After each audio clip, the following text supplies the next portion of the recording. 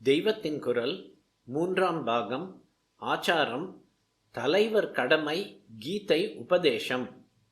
பகவான் கீதையில் நன்றாக எச்சரிக்கை பண்ணி இருக்கிறார். லோகாச்சாரங்களுக்கு, உலக வழக்குகளுக்கு வித்தியாசமாக நீ போனாயானால் உன்னளவில் நீ அவற்றை விட்டுவிடலாம் என்றாலும் கூட நீ ஜனங்களுக்கு தப்பான வழிகாட்டியாகி விடுவாய். உன்னை பார்த்து அவர்களும் அவற்றை விட்டுவிடுவார்கள். ஆனால் நீ உன்னுடைய பக்குவ விசேஷத்தால் இப்போது விட்டதை விட உசந்த வழிக்கு போகக்கூடும் என்றாலும் சாதாரண ஜனங்கள் தற்போது இருக்கிற ஸ்தானத்தை விட்டதோடு மட்டும் இருக்குமே தவிர விட்ட பின் இதைவிட உசத்தியான ஒன்றை பிடித்து கொள்ள அவர்களுக்கு சக்தியும் சம்ஸ்காரமும் போதாது.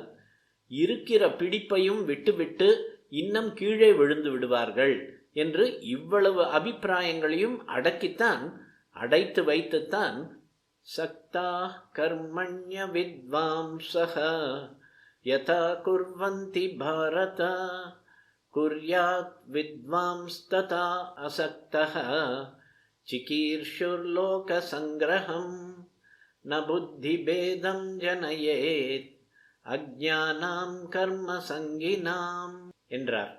கீதை 3.25-26. ஜனங்கள் பொதுவாக கர்ம சங்கிகளே, அதாவது காரியத்தில்தான் கட்டுப்பட்டிருப்பவர்கள்.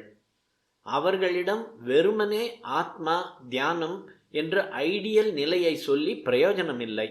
சாஸ்திரங்களில் அவர்களுக்கு அநேக காரியங்களை கொடுத்து அதற்கு திருஷ்டமாகவோ அதிருஷ்டமாகவோ இன்னின்ன பலன் என்று சொல்லி இருக்கிறது.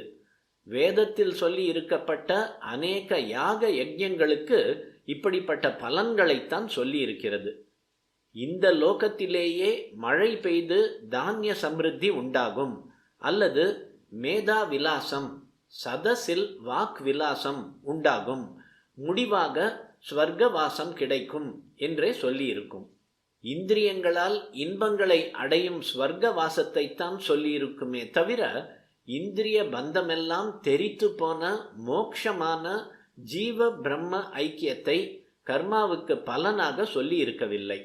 ஏனென்றால் முதலிலேயே மோக்ஷம் என்றால் யாரும் அதை நாடமாட்டார்கள் என்று அதற்கு கீழ்ப்பட்ட ஸ்வர்காதி சௌக்கியங்களுக்காகவே கர்மாவை கொடுத்து அந்த கர்மாவினால் இவனுக்கு உண்டாகிற கட்டுப்பாட்டிலிருந்து இவன் அறியாமலும் உத்தேசிக்காமலும் விரும்பாமலுமே கூட இவனுக்கு சித்த சுத்தி தந்து இவனை பாரமார்த்திகமாக திருப்பத்தான் இப்படி செய்திருக்கிறது. பிற்காலத்தில் மதம் என்பதில் யஜ்ஞ கர்மா குறைந்து விட்டது.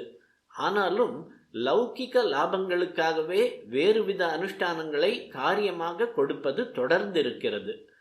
ராமேஸ்வரத்துக்கு போ, அரச மரத்தை சுற்று, பிள்ளை பிறக்கும், சூரிய நமஸ்காரம் பண்ணு, நேத்திர ரோகம் சரியாக போகும், கனகதாராஸ்தவம் சொல்லு, ரூபாய் வரும் என்றெல்லாம் லௌகிக பலன்களுக்காகவே பல காரியங்களை சாஸ்திரம் சொல்கிறது. இந்த பலனில் உள்ள பற்றினாலேயே பெரும்பாலான ஜனங்கள் இதுகளை பண்ணுகிறார்கள். இவர்கள் வாஸ்தவத்தில் உயர்ந்த அறிவு பெறாத அவித்வான்கள் தான்.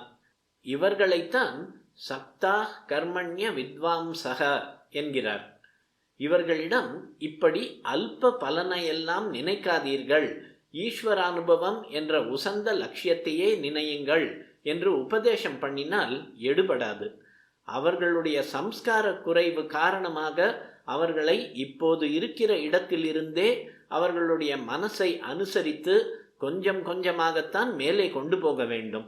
இதற்கு அவர்களை பக்குவப்படுத்துவதற்காகத்தான் சாஸ்திரங்களே அவர்களுக்கு இப்படிப்பட்ட ஆத்ம சம்பந்தம் இல்லாத காரியங்களையும் கொடுக்கிறது. பலனுக்காகத்தான் அவர்கள் இவற்றை பண்ணுகிறார்கள். பண்ணிவிட்டு போகட்டும். ஆனால் இப்படி காரியம் பண்ணுவதால் என்ன ஏற்படுகிறதென்றால் இவர்கள் உத்தேசித்த பலன் உண்டாவதோடு கூட இவர்கள் உத்தேசிக்காமலே கொஞ்சம் கொஞ்சமாக சித்த சுத்தி என்ற பெரிய பலன் உண்டாக ஆரம்பிக்கிறது.